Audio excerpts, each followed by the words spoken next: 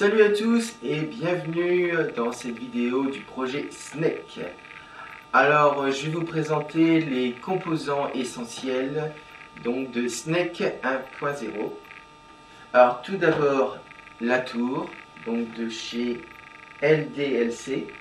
Donc vous avez vu la customisation de cette tour au générique. Et là, vous apercevez la tour telle qu'elle est à l'origine, donc complètement noire.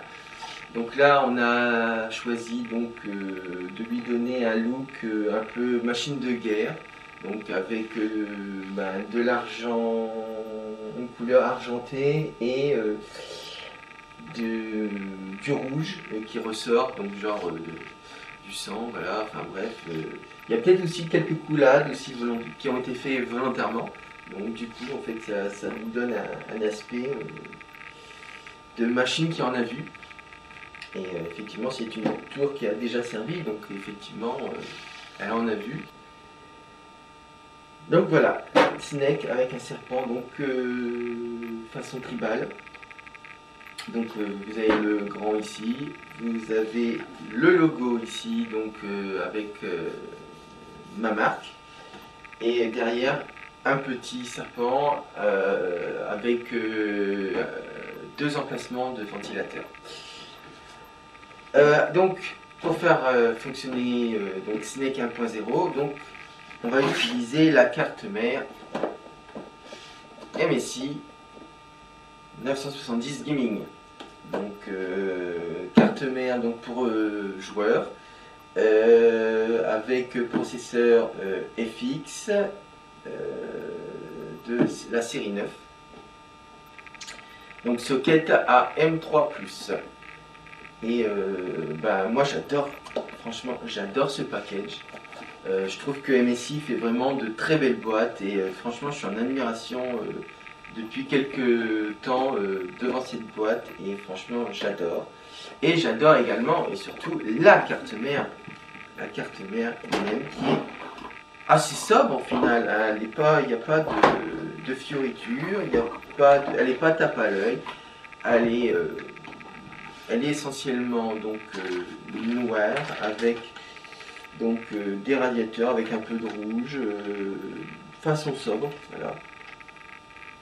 Donc cette carte elle est équipée donc de deux ports PCI Express que je ne l'utiliserai pas puisque je n'ai aucune carte dans ce format. Il y a deux slots de PCI Express pour les cartes graphiques, donc ce qui permet de faire du SLI ou du Crossfire, donc ce que je ne ferai pas non plus, puisque je n'utiliserai qu'une seule carte graphique. Et nous avons deux ports PCI, donc sur lesquels je mettrai une carte d'acquisition vidéo et une carte contrôleur Firewire. Donc les emplacements pour la RAM, le processeur. Alors on peut y mettre 6 unités SATA, donc par exemple en l'occurrence 6 disques durs.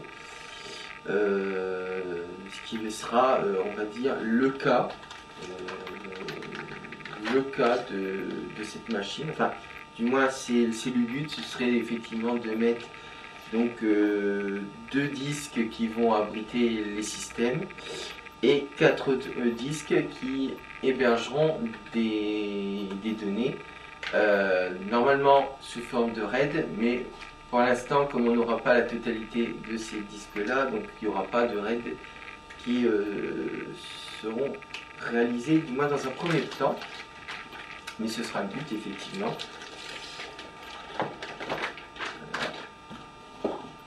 Donc ça, c'est franchement une belle carte mère. Et donc pour la faire fonctionner, cette carte mère, on va utiliser ce processeur AMD FX 95-90 8 cœurs avec une fréquence de base de 4,7 GHz overclockable jusqu'à 5 GHz. Donc j'attends énormément de ce processeur là. Alors Je sais qu'il y en a qui vont râler parce que j'ai pas forcément fait le meilleur choix, dans le sens où c'est un processeur qui est très gourmand, c'est énergivore. Effectivement, en ce qui me concerne, c'est avant tout la puissance, la performance du processeur qui était surtout mon intérêt. Donc, et j'attends forcément beaucoup de la part de AMD dans le futur, où j'espère qu'ils feront effectivement des processeurs tout aussi performants, bien sûr plus économiques sur le plan de l'énergie. Ça, ce sera un atout, mais aucune économie ne doit être faite au niveau de la performance, parce que c'est vraiment ce que les joueurs attendent, et je sais qu'il y a beaucoup de joueurs qui sont AMD et non Intel. Donc même si je connais énormément de gens qui, en regardant cette vidéo, me diront « mais tu aurais dû prendre un processeur Intel, etc. » Mais voilà, en ce qui me concerne, mon but était justement de ne pas faire comme tout le monde, de faire un peu de la résistance et de dire AMD est là, voyons ce que ça va donner. Est-ce que avec ce processeur là j'arriverai à faire quand même quelque chose de positif et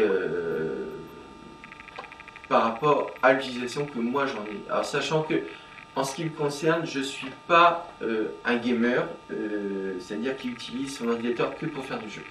En ce qui me concerne, la première chose que je fais, c'est du traitement photographique et du montage vidéo.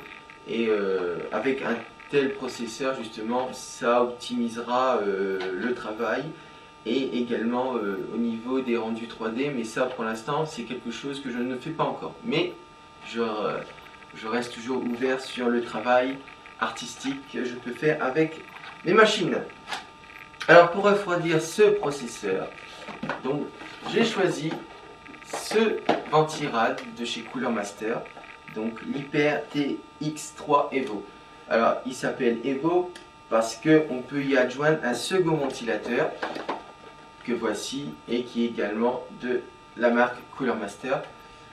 Et j'ai eu du mal à le trouver celui-là, mais je l'ai trouvé quand même. Il en existe des plus performants, donc peut-être qu'effectivement je serai amené à devoir faire quelques changements par la suite. Mais pour l'instant, pour des raisons budgétaires, j'ai pris celui-là, donc on verra. Pareil, toujours pour des raisons budgétaires, donc le choix de la carte graphique s'est imposé pour ce modèle-ci, donc la GT 730 4 Go en DDR3. Donc,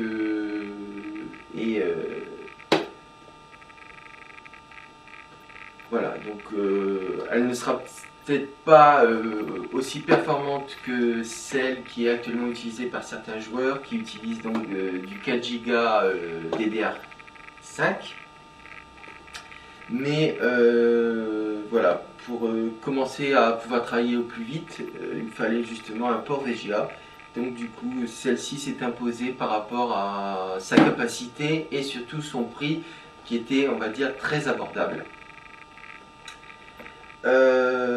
Et une autre raison aussi, c'est que quitte à acheter une carte graphique très performante, dernier cri, je pense qu'il vaudrait mieux changer mon écran 19 pouces contre un 24 voire un 27 pouces. Donc comme pour l'instant je n'ai pas le budget pour l'écran, donc du coup autant économiser et acheter une nouvelle carte graphique performante beaucoup plus tard. Donc on va utiliser celle-ci pour commencer.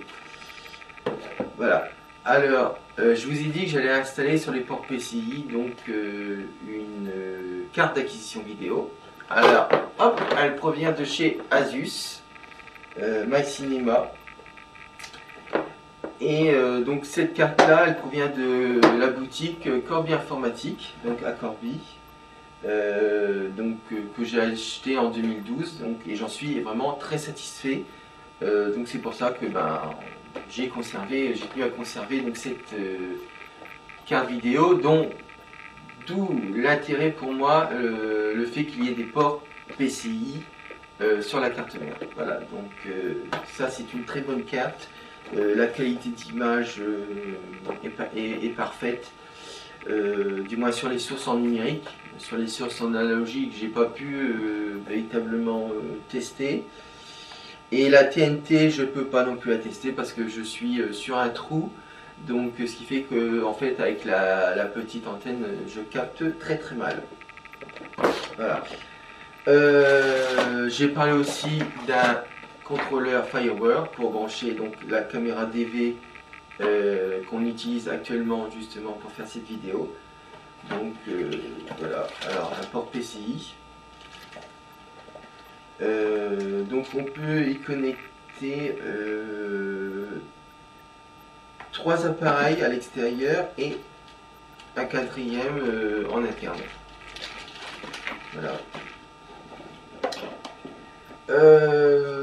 J'ai également en stock un disque SSD de chez Intel de 120 Go. Donc comme ça on va faire cohabiter ensemble AMD et Intel dans la même machine. Donc ça c'est assez amusant. Voilà. Comme quoi effectivement les entreprises sont concurrentes mais elles sont aussi complémentaires, et en l'occurrence ici vous pouvez voir du matériel MSI, du matériel Asus. Et voilà, parce que en aucun cas on doit privilégier une société par rapport à une autre, parce que elles ont toutes des points forts comme des points faibles, et donc l'idéal c'est la complémentarité. Alors également pour optimiser justement la carte mère, donc j'ai acheté aussi des slots USB 2. Donc il y en aura 2. Également, donc sur la tour, il y a un port USB 3, donc qui n'a jamais servi parce que la précédente carte mère en était dépourvue. Et là, sur cette carte mère, je vais pouvoir justement m'en servir. Donc ça, c'est vraiment jouissif.